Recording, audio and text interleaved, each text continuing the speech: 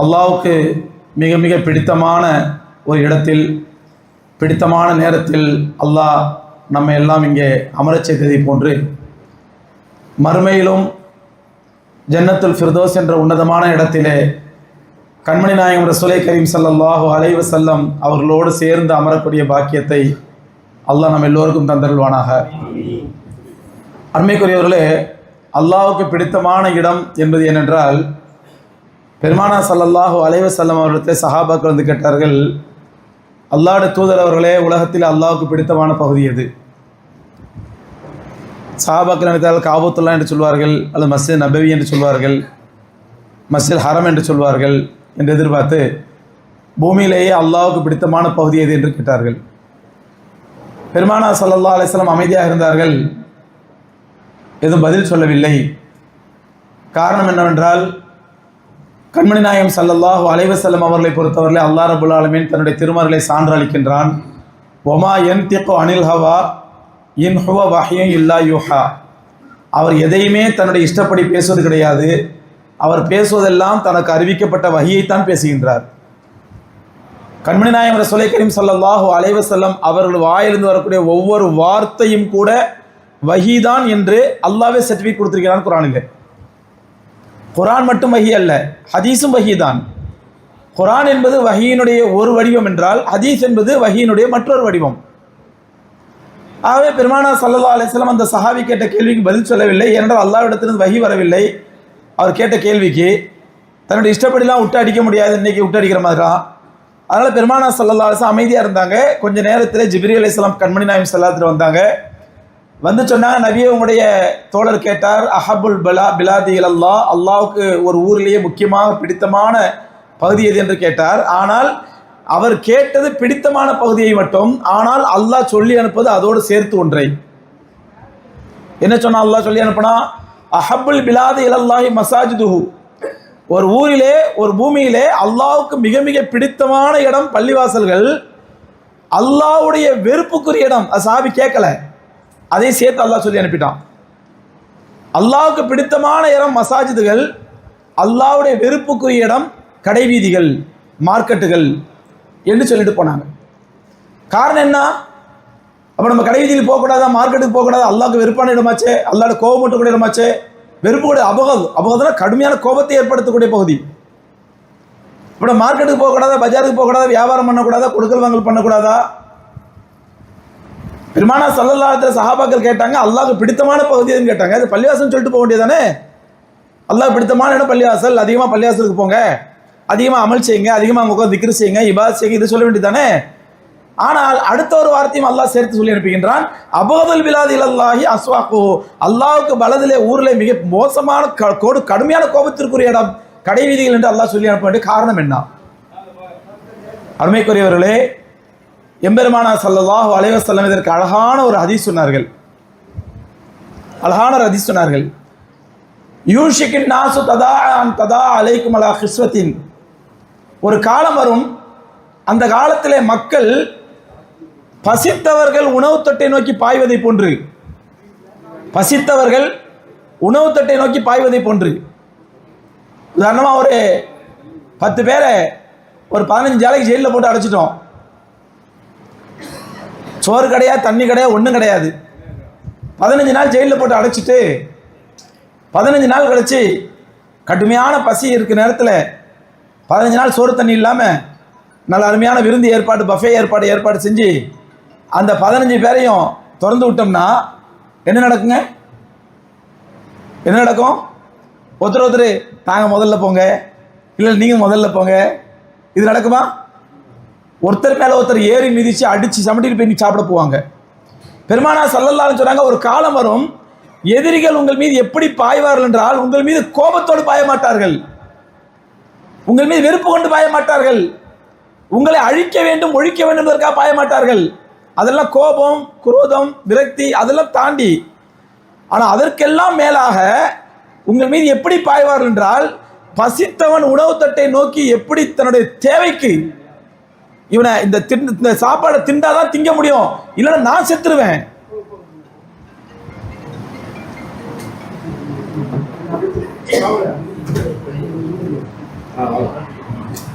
பத்திரமா கொடுப்பாரு.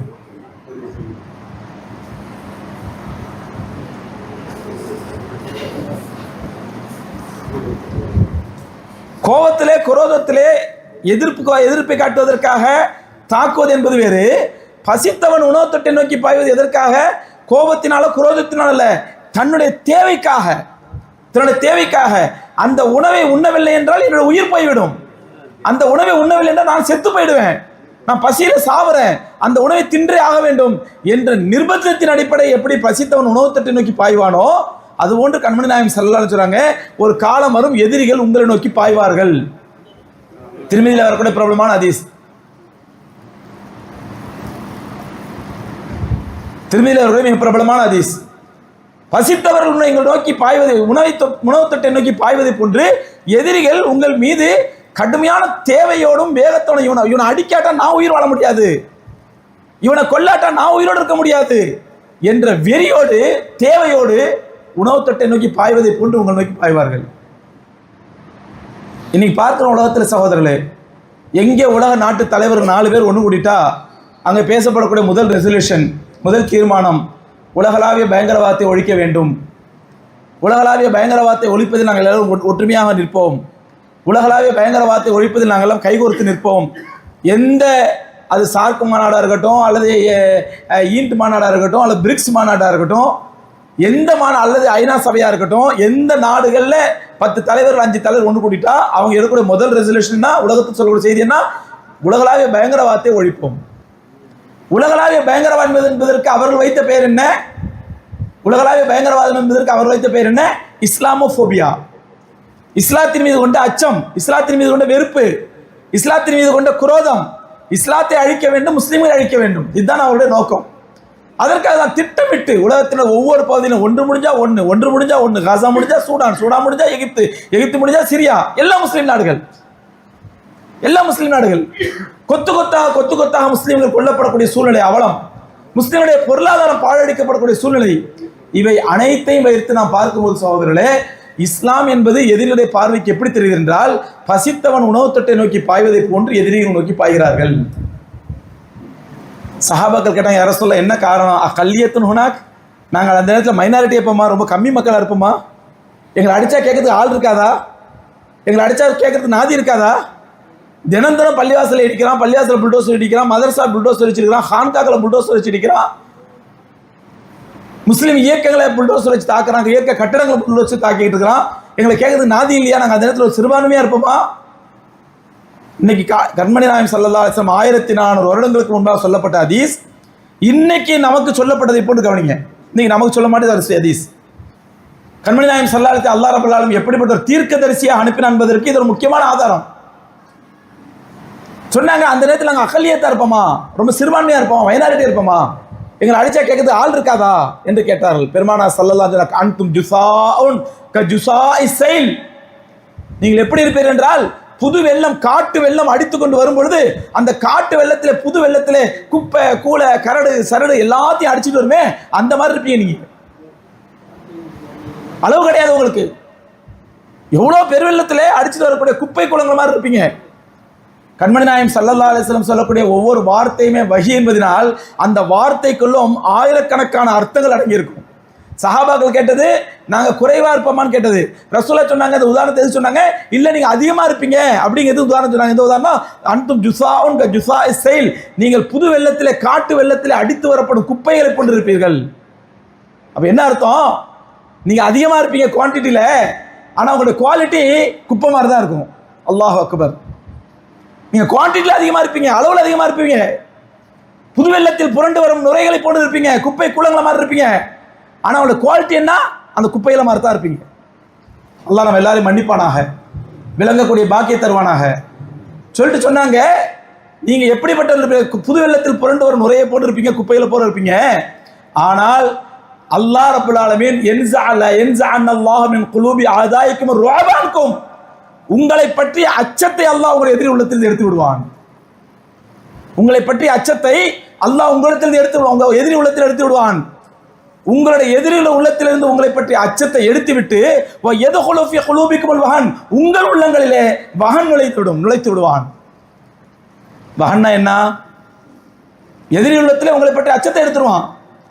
ஒரு காலத்தில் சகோதரர்களே, அபூபக்கர் சித்திக் ரலியல்லாஹு அன்ஹு ஆட்சியிலே, ஹஜ்ரத் உமர் ஃபாரூக் ரலியல்லாஹு அன்ஹு ஆட்சியிலே அவங்க பெரிய எந்த யூனிவர்சிட்டிலையும் படிக்கல, எந்த அட்மினிஸ்ட்ரேஷன் படிக்கல, எந்த யூபிஎஸ்சி எக்ஸாம் பாஸ் ஆகி ஐஏஎஸ் ஆகல, ஐபிஎஸ் ஆகல. ஆனால் ஹஜ்ரத் உமர் ரலியல்லாஹு அன்ஹு நிர்வாகத்தை மகாத்மா காந்தி தன்னுடைய சத்திய சோதனையில் எழுதுகின்றார். என்றைக்கு இந்தியாவுக்கு உமரை போன்ற ஒரு ஆட்சி வருமோ அன்றைக்கு தான் இந்தியா உருப்படும் என்று சொன்னார் மகாத்மா காந்தி. அன்றைக்கு தான் இந்தியா உருப்படும் சொன்னாரு. அதனாலதான் மகாத்மா காந்தி சுட்டு கொண்டாங்க அரசுக்காரங்க.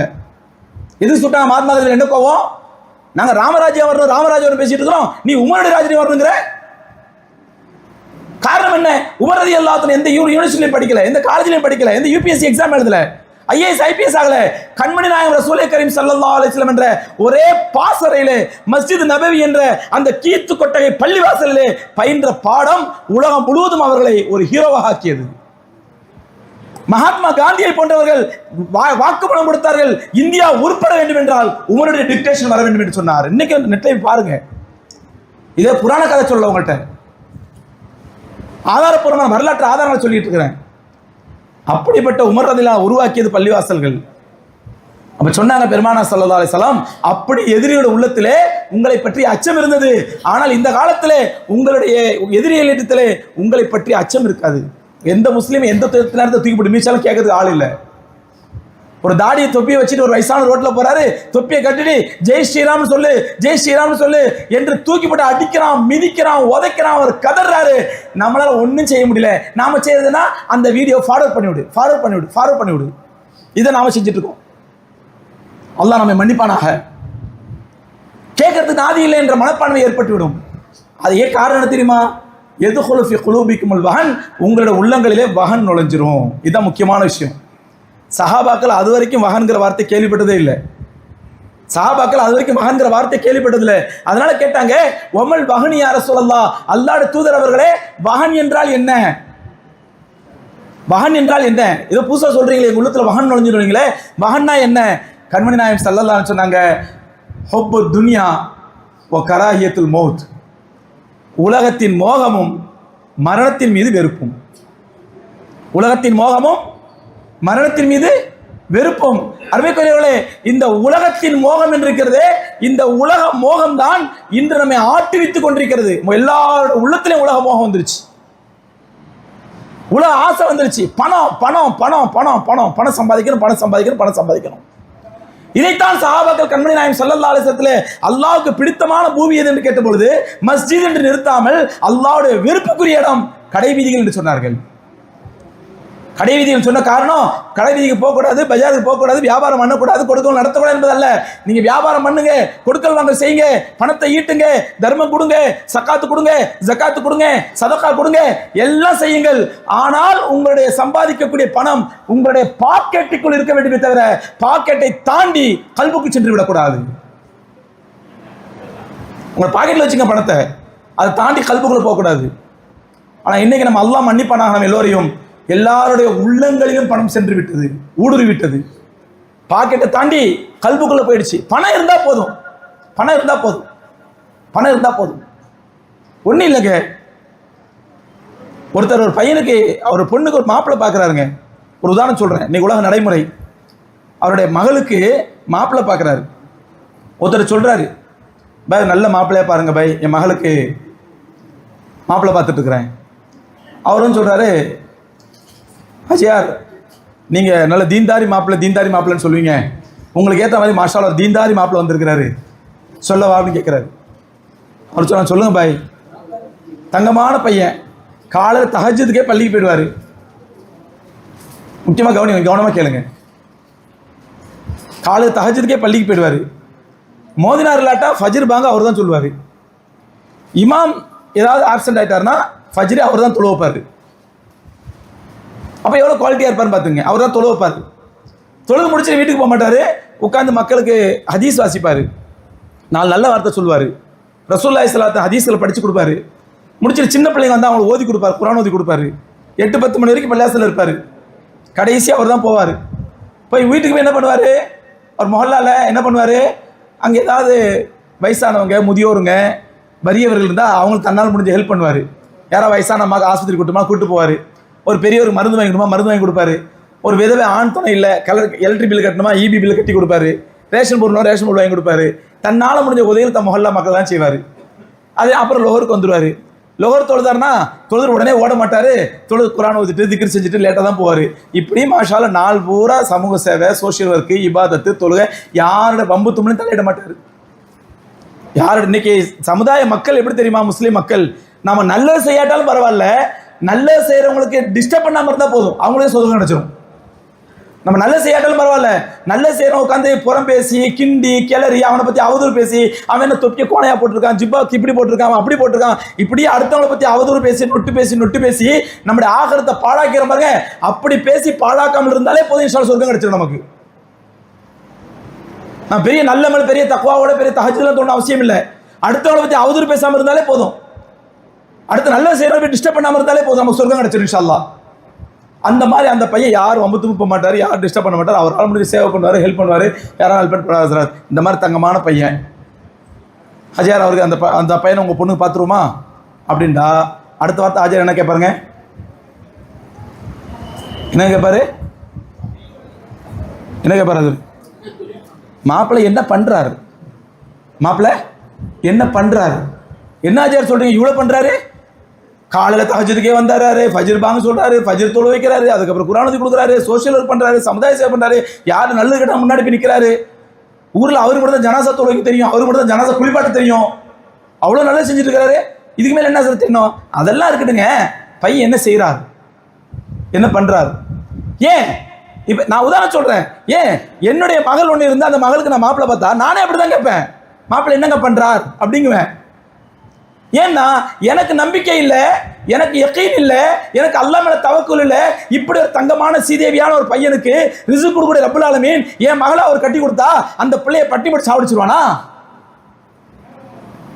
இவ்வளவு நல்ல பையனுக்கு ஹவுஸ் ஹெல்ப் பண்றான், சமுதாய சேவை செய்யறான், அல்லாஹ்வுக்கு பிடித்தமான காரியங்கள் பண்றான், அவ்வளவு நல்ல வேலை செய்யறான், அந்த பையனை பட்டி கிடந்தா சாவறான், அவனுக்கு சோறு கிடைக்கல. அவனுக்கு என் மாலை கட்டி கொடுத்தா என் மாலுக்கு எல்லாம் சோறு போட மாட்டானா என்ற யக்கீன் எனக்கு இல்லை. நான் என்ன நினைக்கிறேன், அவன் எவ்வளவு சம்பாதிக்கணும், என்ன வாழ்க்கை நோக்கமே அதுதான். அந்த மாப்பிள்ளை ரிஜெக்ட் பண்ணிடுறேன், அடுத்த ஒரு மாப்பிள்ளை கூட்டு வர்றாரு.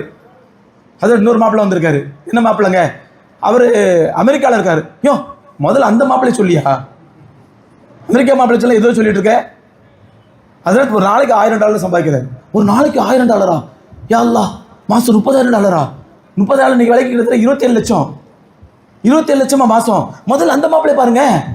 அதை சொல்லாமல் எதோ வங்க சாப்பாங்க பழத்திட்டு வரீங்க, அந்த மாப்பிள்ளை மேலே பிடிங்க. அதற்கு எல்லாம் கரெக்டு தான்.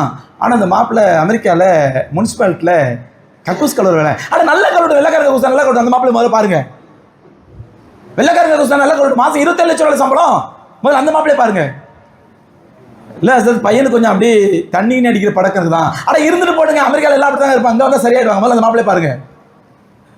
இல்லை கொஞ்சம் பொண்ணுங்க சகவாசமா, அட அதெல்லாம் என் வந்து மாற்றிடுவாங்க, முதல்ல அந்த பொண்ணை பாருங்க. இந்த மனதில் இருக்குதா இல்லையா? இதுக்கு பேர் தான் ஹுப்பு துனியா. வேற ஹுப்பு துனியா நம்ம ஹா ஹா ஹான் பணம் பேய் பிடிச்சி அழைறதல்ல. என்னுடைய ஆகரத்தை விட, எவனுடைய ஆகரத்தை விட, சொர்க்கத்தை விட, அல்லாஹ்வுக்கு பிடித்தமான காரியத்தை விட, கண்மணி நாயகம் ஸல்லல்லாஹு அலைஹி கற்றுக் கொடுத்த அனைத்து நல்லதை விட அவனுக்கு பணம் இருக்க வேண்டும் என்று எதிர்பார்க்கிறோமே, இதற்கு பேர் தான் ஹுப்பு துனியா. இந்த ஹுப்பு துனியா இன்று நம்முடைய உள்ளத்தில் புகுந்து விட்டது. அதனால் தான் கண்மணி நாயகம் ரசூலை கரீம் ஸல்லல்லாஹு அலைஹி வஸல்லம் பள்ளிவாசல் சிறந்த இடம் என்று சொல்லி நிறுத்தி விடாமல் அல்லாஹ்வுக்கு கோபமூட்டக்கூடிய கடைவீதிகள் என்று சொன்னார்கள். ரப்பல் ஆலமீன் குர்ஆன்ல சொல்றான், ரிஜாலுன், சில ஆண்மை உள்ளவர்கள். மத்தெல்லாம் நம்ம முடிவு பண்ணி அல்லாஹ்வுடைய பேர்ல யாருன்னு சொல்லிட்டு அல்லாஹ் சொல்றக்கூடிய வார்த்தை, என் மேலோட கோபம் என்ன இப்படிலாம் சொல்றீங்க அப்படின்னு அல்லாஹ் சொல்லக்கூடிய வார்த்தை ரிஜாலுன், சில ஆண்மை உள்ளவன். அவன் தான் ஆம்பளை, மற்ற யாருங்க அவன் முடிவு பண்ணிக்கிட்டோம். அந்த ஆண்மை உள்ளது யார் தெரியுமா? அந்த ஆண் மக்கள் யார் தெரியுமா? லா துல்ஹீகும் திஜாரத்துன் வலா பைஉன் திக்ரில்லா. எவனுடைய வியாபாரமோ, எவனுடைய கொடுக்கல் வாங்கலோ அல்லாஹ்வை நினைவு கூறுவதை விட்டும், அல்லாஹ்வுடைய பள்ளிக்கு செல்வதை விட்டும் அவனை தடுக்கவில்லையோ அவன் தான் உண்மையான ஆண்மகன். அல்லாஹ் சொல்றான், ரிஜாலுன் லா துல்ஹீகும் திஜாரத்துன் வலா பைஉன் திக்ரில்லா. நீ நான் பள்ளியாசல் கடையில் உட்காந்துருக்கிறோம், வியாபாரம் பண்றோம், அல்லாஹு அக்பர் அல்லாஹு அக்பர் மோதினார் கூப்பிடுறாரு. அது மோதினாருடைய அழைப்பு அல்ல, ரப்புல் ஆலமீனுடைய அழைப்பு. ரப்புல் ஆலமீனுடைய அழைப்பு, அல்லாஹு அக்பர் அல்லாஹு அக்பர், அல்லாஹ் மகாபெரியவன், அல்லாஹ் மகாபெரியவன். நான் அவருக்கு பதில் சொல்றேன், இல்ல இல்ல துக்கான் அக்பர் அல் மால் அக்பர். என் கடை தான் எனக்கு பெருசு, என் பணம் தான் எனக்கு பெருசு. அத்திஜாரத் அக்பர், என்னோட வியாபாரம் தான் எனக்கு பெருசு. எப்படி பதில் சொல்றேன்? வார்த்தையால சொல்வதில்லை, என்னோட உடல் மொழியாலும் என்னோட செயலாலும் சொல்றேன். என்ன சொல்றேன்? அவர் அல்லாஹ் அக்பர், அல்லாஹ் மிகப்பெரியவன், ஹய்யால் அஸ்ஸலாத், ஹய்யால் அல் ஃபலா, பள்ளிக்கு வாருங்கள், தொழுகைக்கு வாருங்கள், வெற்றிக்கு வாருங்கள் என்று அழைக்கிறார். நான் அவருக்கு என்னுடைய செயலால் மறுப்பு கொடுக்கின்றேன். இல்லை இல்லை, அத்திஜாரத் அக்பர், அல் மாலு அக்பர், அத்துகான் அக்பர், அஸ்ஸூக் அக்பர். என்னுடைய கடை தான் எனக்கு பெருசு, என்னுடைய வியாபாரம் தான் எனக்கு பெருசு, என்னுடைய பணம் தான் எனக்கு பெருசு, என்னுடைய கடை தான் எனக்கு பெருசு என்று அல்லாஹ்வுடைய அழைப்புக்கு நாம் மறுத்து கொண்டிருக்கின்றோம். அதனால தான் கண்மணி நாயகம் ஸல்லல்லாஹு அலைஹி வஸல்லம் சொன்னாங்க, மன் தரக்க ஸலாத்த முத்தஅம்மிதன் ஃபகத் கஃபர். நாமளுடைய செயலால் மறுத்து கொண்டிருக்கிறோம். நீ அல்லாஹ் அக்பர் அல்லாஹ் அக்பர் காட்டு கத்திருப்பேன், அதை பத்தி எனக்கு கவலை இல்லை. எனக்கு துக்கான் அக்பர், என் கடை தான் பெருசு. அல் மால் அக்பர், என் பணம் தான் பெருசு. திஜாரத் அக்பர், என் வியாபாரம் தான் பெருசு. சூக் அக்பர், என்னுடைய கடை தான் பெருசு என்று நம்முடைய செயலால் மறுத்து கொண்டிருக்கிறோம். அதனால தான் கண்மணி நாயகம் ஸல்லல்லாஹு அலைஹி எச்சரித்தாங்க, மன் தரக்க ஸலாத்த முத்தஅம்மிதன் ஃபகத் கஃபர். யார் ஒருவன் வேண்டுமென்றே தொழுகை விட்டானோ அவன் காஃபிராவே ஆயிட்டான். நவுது பில்லா. அல்லாஹ் நம்ம எல்லாரும் மன்னிப்பானாக. அதற்கு முஹத்திஸ் நிறைய விளக்கம் சொல்றாங்க, குஃப்ர்னா என்ன அர்த்தம் அப்படின்னு சொல்லி. மொத்தத்தில் நம்முடைய செயலால் நிராகரித்து விட்டோம் அல்லாஹ்வுடைய அழைப்பை. அல்லாஹ் நம்ம எல்லோரையும் மன்னிப்பானாக. அருமைக்குரியவர்களே, பள்ளிவாசல் என்பது அல்லாஹ்வுக்கு மிக மிக பிடித்தமான இடம். ஒரு பள்ளிவாசல் என்பது ஒரு ஊருடைய மொஹல்லாவோட டிரான்ஸ்ஃபார்மர் மாதிரி. டிரான்ஸ்ஃபார்மருக்கு முதல்ல கரண்ட் வந்து தான் மொஹல்லாக்களுக்கு அந்த கரண்ட் போகும். பள்ளிவாசலுக்கு தான் அல்லாஹ்வுடைய டிரான்ஸ்ஃபார்மர், அல்லாஹ்வுடைய அருள் இறங்கக்கூடிய டிரான்ஸ்ஃபார்மர். ஒரு மொஹல்லாவில் அல்லாஹ்வுடைய பள்ளிவாசலுக்கு தான் முதல்ல அல்லாஹ் ரஹ்மத் வந்து இறங்கும். அங்கிருந்து தான் அது தக்சீம் செய்யப்படும், பிரிக்கப்படும் வீடுகளுக்கு. ஒரு பள்ளிவாசல் ஆபாதாக இருந்தால் அந்த ஊரை அல்லாஹ் ஆபாதாக வைப்பான். ஒரு பள்ளிவாசல் வீரானாகிவிட்டால் ஏன்னா இன்னைக்கு அல்ஹம்துலில்லாஹ் நம்ம திறப்பில் ஜும்மா நாள் இவ்வளோ கூட்டம் வந்திருக்கிறோம். ஆனால் இது மொஹல்லா முஸ்லீம் மக்கள் நிரம்பிய இடம், சுத்தோட்டங்கள் பூரா முஸ்லீம்களுக்கு இடம் தான். எல்லா நேரமும் பள்ளி ஆபாதாக்க வேண்டும். நான் ஒரு 2-3 வருஷத்துக்கு முன்னாடி பள்ளியாசலுக்கு போயிருந்தேன். தஞ்சாவூரில் ஒரு பள்ளியாசல் திறப்பில் ஊரே கூடி பெரிய திருவிழாக்கள் நடத்தினாங்க. பெரிய பெரிய விஐபிகள், பெரிய பெரிய மந்திரிமார்கள், பெரிய பெரிய அமைச்சர்கள் எல்லாரும் வந்தாங்க. அவங்கெல்லாம் சிங்கப்பூர் மலேசியாவில் தொடர்பு இல்லைங்க. சிங்கப்பூரில் உள்ளவங்களாம் மொத்தம் கடையை காலி பண்ணிட்டு கடையை லீவ் போட்டு ஊருக்கு வந்துட்டாங்க. பள்ளியாஸ் எங்கள் ஊர் பள்ளியாஸ் திறப்புலா பழைய பள்ளி தான், புதுப்பிச்சு பெரிய எத்தனையோ கோடியில் புதுப்பிச்சு கட்டுறாங்க. பெரிய தாந்தூர் 3 நாள் விருந்து ஊரில். எங்களை மாதிரி உலமாக்கெல்லாம் கூப்பிட்டாங்க, பயான்கள் வச்சாங்க, கொண்டாங்க. எல்லாம் முடிஞ்சு போச்சு. ஊரே ஜெகஜோதியாக இருந்துச்சு அல்ஹம்துலில்லாஹ். ஒரு 6 மாதம் கழிச்சு நான் அந்த ஊர் வழியாக காரில் போகிறேன். வேற ஊருக்கு போகிறதுக்கு அந்த ஊரில் போகிறேன். அப்போ மகரிப் நேரம் வந்துச்சு, தொழுவு இல்லாமல் அந்த பெரிய பள்ளிக்கே கார் கொடுப்பான்னு சொல்லி அந்த பெரிய பள்ளிக்கு போயாச்சு. பெரிய வேதனை. இமாம் சாப் தொழு வைக்கிறாரு, பின்னாடி மோதினார் நிற்கிறாரு. அந்த மோதினார் பாதிலே ஓடி விடாதுங்கிறதுக்காண்டி வலது பக்கம் ஒருத்தர், இடது பக்கம் ஒருத்தர் செக்யூரிட்டி நிற்கிறாரு. மோதினார் பாதிலே ஓடி விடாதுல தொலைவை விட்டுட்டு அது வலது பக்கம் வந்து இடது பக்கம் செக்யூரிட்டி. நான் 2வது செக்யூரிட்டி நான் போய் நின்றேன் வலது பக்கம். அல்லாஹ் பாதுகாக்க வேண்டும். பள்ளிவாசல் திருப்பலாம் நடத்த பெரிய விஷயம் இல்லை, பள்ளிவாசல் கட்டுறது பெரிய விஷயம் இல்லை. அந்த பள்ளிவாசல் ஆபாதாக்கப்பட வேண்டும். 24 மணி நேரம் பள்ளிவாசல்கள் திறந்திருக்க வேண்டும். நல்லா புரிஞ்சுங்க. புகாரி ஷரீஃப் இருக்குது, திருமிதி இருக்குது, அபுதாவுத் இருக்குது. அசரத்துக்குலாம் தெரியும், மாஷாஅல்லாஹ். எங்கள் மார்சால பெரிய பெரிய கிதாபெல்லாம் அசரத் நடத்துறாங்க. ஆயிரக்கணக்கான லட்சக்கணக்கான ஹதீஸ்கள் இருக்குது. அந்த ஹதீஸ்களை பூரா பார்த்தா மஸ்ஜித் நபவியில பெருமானார் ஸல்லல்லாஹு அலைஹி வஸல்லம் ஒவ்வொரு சஹாபாக்களுக்கு ஒரு பொறுப்பை கொடுத்தாங்க. தொழுவிக்கிற பொறுப்பு யாரு? ரசூலுல்லாஹ். பாங்கு சொல்ற பொறுப்பு யாரு? பிலால் ரலியல்லாஹு அன்ஹு. அதே மாதிரி வெளியூர்லேருந்து அல்லாஹ்வுடைய பாதையில ஜிஹாத் செஞ்சுட்டு திரும்ப வரக்கூடிய ஜமாத்துகளுக்கு இஸ்திக்பால் பண்ணுறது, வரவேற்கிறது, அவங்களுக்கு பாடங்கள் சொல்லித்தரது, படித்தரது, எல்லாத்துக்கும் ரசூலுல்லாஹ் பொறுப்பு நியமிச்சாங்க. அசாபு சுஃபா என்பது பள்ளிவாசலுடைய மதரசாவா, மஸ்ஜித் நபவியுடைய மதரசாவா இருந்துச்சு. அந்த மதரசாவில் யார் உஸ்தாத், யார் மாணவர்கள் எல்லாத்தையும் பெருமானார் நியமிச்சாங்க. எல்லாம் ஹதீஸில் இருக்குது. ஆனால் நீங்கள் லட்சக்கணக்கான ஹதீஸ்களை தேடினாலும் ஒரு விஷயம் மட்டும் கிடைக்காது. என்ன விஷயம் தெரியுமா? மஸ்ஜித் நபவியை பூட்டினா அந்த சாவி யார்கிட்ட இருந்துச்சு? மஸ்ஜித் நபவியுடைய பூட்டு சாவி யார்கிட்ட இருந்துச்சு? மக்காவுடைய பூட்டு சாவி யார்கிட்ட இருந்து ஆதாரம் இருக்குது, ஹதீஸ் இருக்குது. உஸ்மான் இப்னு தல்ஹா ரலியல்லாஹு அன்ஹு பரம்பரையில் இன்னைக்கு காபத்துல்லாஹ்வுடைய சாவி இருக்குது. அது ஒரு பெரிய வரலாறு இருக்குது. மஸ்ஜித் நபவியுடைய சாவி யார் கையில் இருந்துச்சு? எந்த அசத்து கேட்டாலும் சொல்ல தெரியாது. ஏன்னா கண்மணி நாயகம் ஸல்லல்லாஹு அலைஹி காலத்திலும் சரி, குலைஃபாய் ராஷிதீன் காலத்திலும் சரி, மஸ்ஜித் நபவிக்கு பூட்டும் கிடையாது, அதனால சாவியும் கிடையாது. மஸ்ஜித் நபவி பூட்டு கிடையாது, அதனால சாவி கிடையாது. இன்னைக்கு நம்முடைய பள்ளிவாசல் என்ன? சில முத்தவள்ளிகளே எல்லாத்தையும் சொல்ல. ஒரு சில முத்தவள்ளிகள், மார்க்கம் தெரியாத முத்தவள்ளிகள், மோதினார் கூப்பிட்டு, மோதினார் ஹஸ்ரத் சலாம் கொடுத்தோன்னு ஃபேன் ஆஃப் பண்ணிடுனா எல்லாத்துக்கும் 2 சலாம். சில பள்ளியில் மோதினார் மட்டும் 3 சலாம். அஸ்ஸலாமு அலைக்கும் ரஹ்மத்துல்லாஹ், அஸ்ஸலாமு அலைக்கும் ரஹ்மத்துல்லாஹ், அஸ்ஸலாமு அலைக்கும் ரஹ்மத்துல்லாஹ். 3ஆவது சலாம் சுவிட்சில் ஒரு கை வச்சிருவாரு. இல்லண்டா அதையும் மீறி யாராவது தொழுதுட்டு கொஞ்ச நேரம் திக்ரு செஞ்சுட்டு துவா செஞ்சுட்டு உட்காந்துருந்தா அந்த மோதினார் எல்லாம் போயிடுவாங்க. இது கரு புருன்னு ஒரு சீக்கிரம் வெளியே போய் தொலை, நான் லைட் ஆஃப் வெளியே கூட்டிட்டு போகணும், நீ எது உட்கார்ந்துருக்குறங்க என்பதை போன்று அந்த காட்டக்கூடிய இந்த பிஹேவியரை பார்க்கிறோம். இந்த நிலை மாற வேண்டும் சகோதரர். இது பள்ளிவாசல் அல்ல. ஒரு வக்துக்கு 2 அரை மணி நேரம் சொன்னா 5 வேளை தொகுத்து 2.5 மணி நேரம் தொழுவதற்கு நம்ம 2 கோடி ரூபா 3 கோடி செலவு பண்ணி பள்ளிவாசல் கட்டணும் அவசியம் இல்லை. பள்ளிவாசல் என்பது 24 மணி நேரம் திறந்திருக்க வேண்டும். அதுதான் மஸ்ஜித் நபவியுடைய ஸ்டைல், மஸ்ஜித் நபவியுடைய மாடல். ஒவ்வொரு மொஹல்லா எந்த பள்ளிவாசல் 24 மணி நேரம் தெரியுது. கொரோனா காலத்தில் கூட நம்ம சொன்னோம், நீங்க ஜமாத் நடத்துங்க, நடத்தாம போங்க, மறைச்சு நடத்துங்க, தெளிவா நடத்துங்க, பள்ளிவாசலை திறந்து வைங்க. கொரோனா நோய் ஒன்று உள்ள வந்துடாது, கதவை திறந்துக்கிட்டு திறந்து வைங்க. ஒரு அடியான் அந்த பக்கமா போறான், ஏதோ ஒரு வேலையா போறான், காலை 10 மணி 11 மணிக்கு ஒரு வேலையா போறான், திடீர்னு ஞாபகம் வருது 2 ரக்கா தொழுது துவா செஞ்சுட்டு போவோம்னு உடனே பள்ளி வந்தா பள்ளி பூட்டி கிடக்குது. அவன் எங்க போய் அல்லாஹ்ட்ட கேட்பான்? ஒமன் அதுலமு மிம்மன் மனா மசாஜித் அல்லாஹ் யுதுகர ஃபீ அஸ்மு ஸஆஃபி ஹராபிஹா. அல்லாஹ் சொல்கிறானே, அல்லாஹ்வுடைய பள்ளிவாசலை பூட்டி வைத்து அடுத்தவர் வரவிடாத அளவுக்கு தடுத்து, ஒமன் அதுலமு மிம்மன் மனா மசாஜித் அல்லாஹ், அல்லாஹ்வுடைய அடியார்கள் அல்லாஹ்வுடைய பள்ளிக்கு வராம தடுத்து அதை ஹராபாக்குவோன்னு அநியாயக்காரன் யாருன்னு கேட்குறான் அல்லாஹ். பள்ளிவாசலை பூட்டி வச்சா இதுதான் நிலைமை. மிகப்பெரிய அநியாயக்காரன் யார் தெரியுமா? பள்ளிவாசலை பூட்டி வைக்கிறவன். இல்லை சார் பள்ளிவாசல் பாதுகாப்பு இல்லை, ஃபேனை திருடி போயிடுவான், அதை திருடி போயிடுவான், ஒரு வாட்ச்மேனை போடுங்க, ஒரு வாட்ச்மேனை போடுங்க, பள்ளிவாசல் திறந்து வைங்க.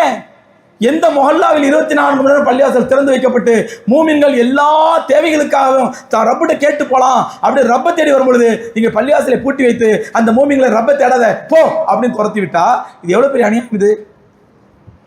ஆகவே அருமைக்குரியவர்களே, பள்ளிவாசல் அல்ஹம்துலில்லாஹ் கட்டப்பட்டு விட்டது.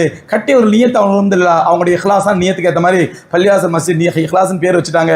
இந்த பள்ளிவாசல் 24 மணி நேரம் ஆபாதாக்கப்பட வேண்டும். இன்னைக்கு நம்ம என்ன பண்ணிட்டோம்னா, மதரசா வேற, மஸ்ஜித் வேற, இல்மு வேற, இபாதத் வேற. தப்புங்க, இது நம்முடைய தப்பு. அது இல்மு வேற இபாதத் வேறல. இல்மும் இபாதத்தும் ஒரே இடத்தில் தான் இந்த பெருமானா ஸல்லல்லாஹு அலைஹி காலத்துல, மஸ்ஜித் மதரசா ஒரே இடத்துல இருந்து மாசா ரசூலுல்லாஹி காலத்துல. இன்னைக்கு மதரசாக்கு வரக்கூடிய பிள்ளைங்க கொஞ்சம் சத்தம் போட்டா, ஹேய் வா என்ன சத்தம் போடுற, அந்த பிள்ளை சத்தம் போடட்டும், சிறு பிள்ளைகளை தடுக்காதீங்க பள்ளிவாசல் வரக்கூடாதுன்னு சொல்லி அந்த பிள்ளைங்க ஆசைப்பட்டு வரக்கூடிய பிள்ளைகளை ஹேய் இங்க நிக்காத, அங்க நிக்காத, அங்க போ, இங்க போ அப்படி தடுத்தீங்கன்னா நாளைக்கு அவன் கியாமத்து நாளும் பள்ளிவாசல் எடுத்துட்டு போயிடுவான். அல்லாஹ் மன்னிப்பானாக. சிறுபிள்ளைகள் வரட்டும் பள்ளிவாசலுக்கு, கூச்சல் போடட்டும். ஹதரத் அலி ரலியல்லாஹு அன்ஹு சபையில ஒரு முறை மதரசால இல்மு நடந்துட்டு பிள்ளைங்க சத்தம் போட்டுட்டு இருக்காங்க, மதரசால பிள்ளைங்க கூச்சல் போட்டுட்டு இருக்காங்க. அந்த நேரத்தில் சஹாபி அதட்டினாங்க. அலி ரலியல்லாஹு அன்ஹு சொன்னாங்க, நீ மட்டும் சஹாபியா இல்லை என்றால் உன்னுடைய முகத்தின் நிறத்தை மாற்றி இருப்பேன். இந்த சத்தம் அல்லாஹ்வுக்கு பிடித்தமான சத்தம். இந்த பிள்ளைகள் போடக்கூடிய கூச்சல் சத்தம், மதரசா பிள்ளைங்க போடக்கூடிய ஓதுற சத்தம் அல்லாஹ்வுக்கு பிடித்தமான சத்தம். நீ தொழுணுங்கிறதுக்காக வேண்டி அந்த இல்மை நிறுத்த முடியுமா? நீ ஒரு பக்கம் அல்லாஹ் தொழுதுருப்போம், இல்ல டிஸ்டர்பா இருக்குது, அப்போ டிஸ்டர்பா இருக்குன்னு சொன்னா சிறு பிள்ளைகள் குர்ஆன் ஓதுவது உங்களோட தொழுகைக்கு டிஸ்டர்பா இருக்குது என்றால் நாம் இன்னொரு தொழுகை சரி செய்து கொள்ளவில்லை என்று அர்த்தம். நம்ம தொழுகை சரி பண்ணியா நம்ம மிஸ்டேக், அது பிள்ளைகள் மிஸ்டேக்கா? நம்முடைய தொழுகை எப்படிப்பட்ட தொழுகையா இருக்க வேண்டும் என்றால் அணுகுண்டே எடுத்தாலும் நாம் தொழில் கவனம் செலுத்தக்கூடாது. சின்ன பிள்ளை சத்தம் போட்ட உடனே எனக்கு தொழில் டிஸ்டர்பா இருக்குது, அப்ப நம்ம தொழுகை சரியில்லை அர்த்தம், நம்ம சரி செய்யணும். அதோட குழந்தைகளை எப்படி தப்பு செய்ய முடியும்? ஆகவே அருமைக்குரியவர்களே, நாம் எதை மார்க்கம் என்று நினைக்கிறோமோ அதை மார்க்கமா நினைக்காதீர்கள். உலமாக்கத்தை கேளுங்க, உலமாக்களை தொடர்பு வைங்க. அவங்க எதை மார்க்கம்னு சொல்ற மார்க்கத்தை ஏத்துக்க. இந்த நிலை எப்பொழுது உலகத்தில் உருவாகுமோ அந்த அப்பொழுது இந்த உலகம் செழிப்படையும், அல்லாஹ்வுடைய அருள் கிடைக்கும், அல்லாஹ்வுடைய ரஹ்மத் கிடைக்கும். ஆகவே பள்ளிவாசல்கள் 5 வேளை தொழுது விட்டு பூட்டி வைக்கக்கூடிய இடங்கள் அல்ல, 24 மணி நேரம் திறந்து வைத்து ஆபாதாக்க வேண்டிய இடங்கள் அது. அப்பதான் அல்லாஹ்வுடைய அருள் இறங்கும். 2 மணிக்கு ஒருத்தர் தஹஜ்ஜுதுக்கு வந்தாலும் பள்ளிவாசல் திறந்திருக்கணும். காலை 10 மணி 11 மணிக்கு ஒருத்தர் ஏதோ ஒரு வேலையா போறாரு, அல்லாஹ் 2 ரக்காத் துவா செஞ்சுட்டு போலமே அப்படின்னு வந்தானா பள்ளிவாசல் திறந்திருக்கணும். அங்க 24 மணி நேரம் உலமாக்கள் இங்கே ஆஜரா இருக்கணும். யார் என்ன சந்தேகங்கள் பதில் சொல்லணும். இப்படித்தான் கண்மணி நாயகம் ஸல்லல்லாஹு அலைஹி வஸல்லம் மஸ்ஜித் நபவி இருந்துச்சு. அல்லாஹ் ரப்பல் ஆலமீன் அப்படிப்பட்ட மஸ்ஜித் நபவியை போன்று நம்முடைய பள்ளிவாசலை ஆக்கி அருள்வானாக, எல்லா பள்ளிவாசலையும் ஆக்கி வருவானாக. அப்படி எல்லா பள்ளிவாசலுக்கும் ஒரு முன்மாதிரி பள்ளியாக இந்த மஸ்ஜித் இஹ்லாஸை அல்லாஹ் ரப்பல் ஆக்கி அருள்வானாக. வாஹிரு தாவானா அல்ஹம்துலில்லாஹி ரப்பில் ஆலமீன். அஸ்ஸலாமு அலைக்கும் வரஹ்மத்துல்லாஹி வபரகாத்துஹு.